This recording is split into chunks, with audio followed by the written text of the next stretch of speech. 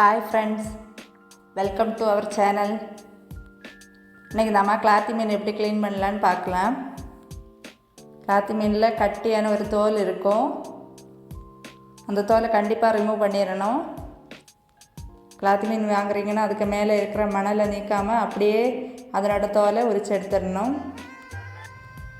இப்போ நம்ம ஒரு மீன் எடுத்து அதனோட தலைப்பாகத்துக்கு பக்கத்தில் இந்த மாதிரி தோலை வெட்டி கொடுத்துடலாம்.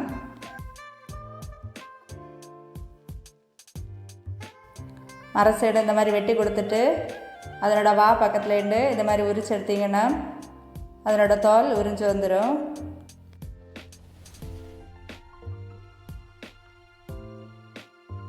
அதனோட கண்ணு பக்கத்தில் வரும்போது ஒரிக்கையோட கத்தி யூஸ் பண்ணி இந்த மாதிரி கட் பண்ணி கொடுத்தீங்கன்னா தோல் சீக்கிரமாக கலந்து வந்துடும்.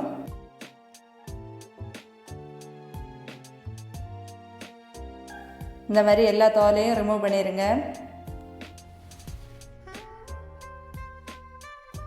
இப்போ நம்ம உரிக்கும் போது ஏதாவது கருத்த தோல் பேலன்ஸ் இருந்ததுன்னா அதையும் உரித்து எடுத்துடலாம்.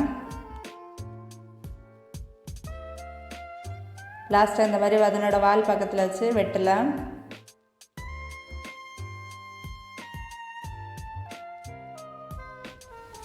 இந்த மாதிரி எல்லா கிளாத்தி மீனோட தோலையும் உரித்து எடுத்துடலாம்.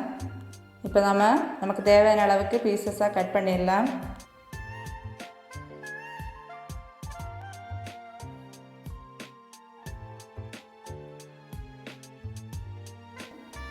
கிளாத்தி மீனோட தலையில் பூவும் குடலெல்லாம் இருக்குது, அதெல்லாம் ரிமூவ் பண்ணிடலாம். கடைசியாக ஒரு 5 டைம்ஸ் நல்ல தண்ணியில் வாஷ் பண்ணி எடுத்துடலாம். கிளாத்தி மீன் க்ளீன் பண்ண தெரியாதவங்க இந்த மாதிரி வாங்கி ட்ரை பண்ணி பாருங்கள். எப்படி இருந்தேன்னு கமெண்டில் சொல்லுங்கள்.